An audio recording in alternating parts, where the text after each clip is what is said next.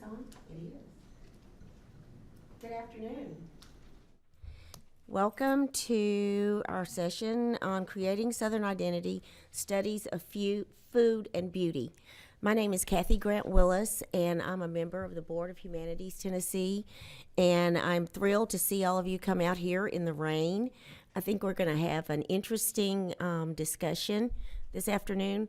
Both of them have about a 20-minute PowerPoint presentation, and when they conclude, we'll take questions.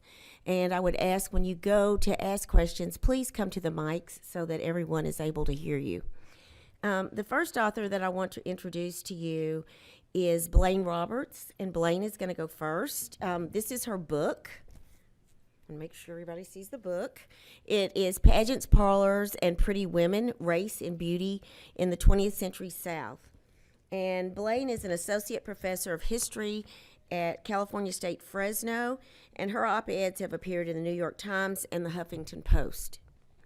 The other author that we have with us today is Marcie Cohen Ferris, and this is her book.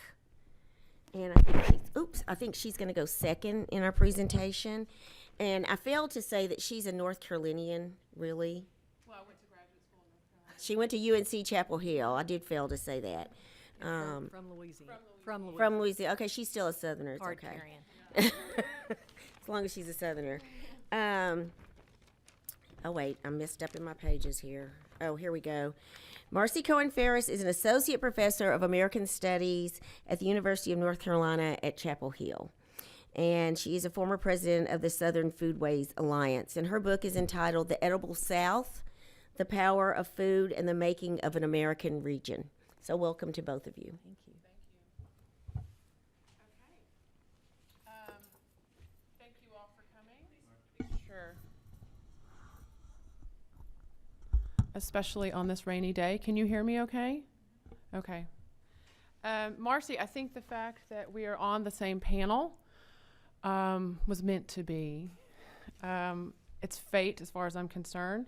I have long had an interest in the history of Southern foodways, an interest that was probably sparked by the fact that my great-grandmother, Florence McMahon Roberts, published a cookbook back in 1934 called Dixie Meals. It's fantastic. And I brought it. Once you read Marcy's book, you will understand why this is so strange. That's an important book. And she obviously had a sense of herself as a Southern cook, her food as Southern food, and was among a cohort of women in the interwar years who really tried to claim this regional identity for their food. And in a really weird coincidence, Dixie Meals was published right here in Nashville by the Parthenon Press, which I imagine that she discovered during her trips to Nashville because one of her sons was enrolled at Vanderbilt and a daughter was at Belmont. So I think that's probably how she found the Parthenon Press.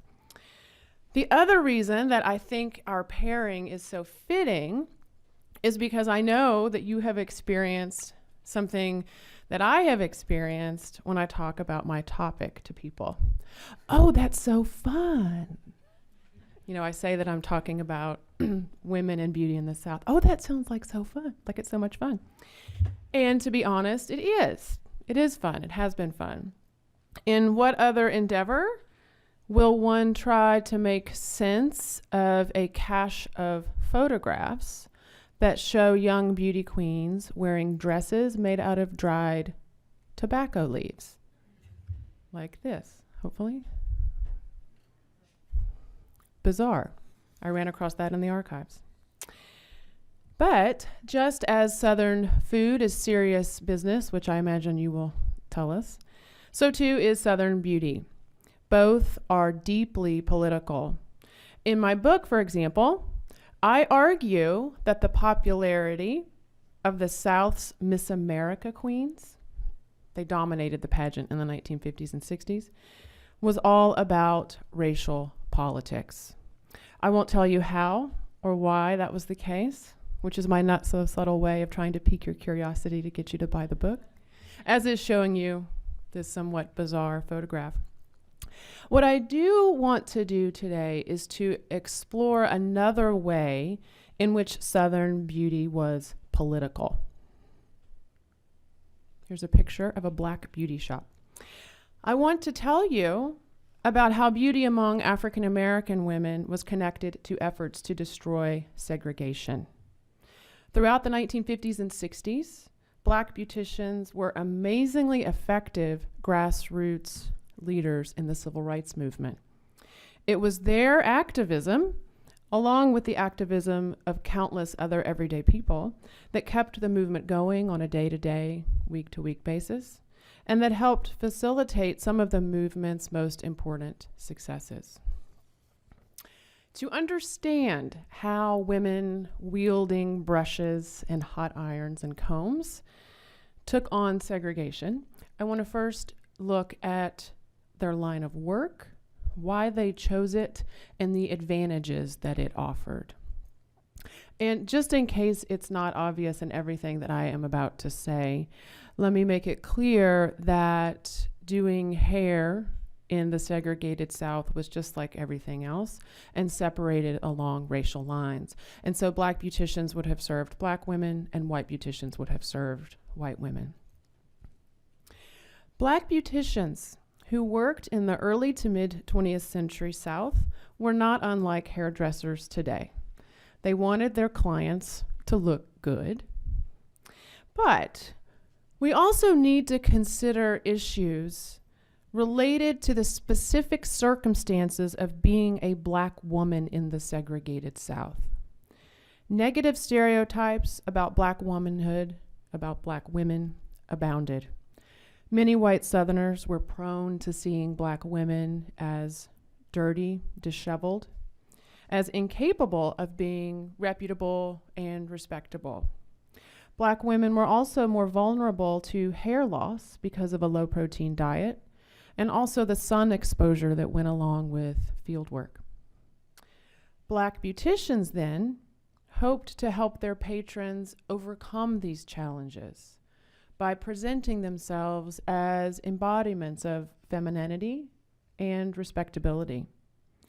I think it's important for us today to appreciate that this goal was really fundamentally political in nature. A beautician's job was to change unflattering perceptions of African Americans. Now, black beauticians, of course, also wanted to make money. But on this issue too, I think it's worth thinking about why working as a beautician was so desirable for black women in the segregated South especially. Most black women were confined to the lowest rungs of the Southern labor market, working long days for low pay as sharecroppers, domestics, or factory hands. Here's what a woman named Blanche Scott said about the prospect of following the same path as her parents and grandparents, all of whom worked as factory hands in a tobacco factory in Durham, North Carolina. My grandmother got up one morning and the 6:30 a.m. whistle was blowing and she was late. She got up in a hurry, nervous. She went running. I looked at my grandmother and I wanted to do better than that as I grew up. I wanted to have something because my people, they didn't own their homes, but I wanted something before I died. Blanche Scott later became a beautician, charging women around $1.50 for a shampoo and style. With low overhead, particularly if they worked out of their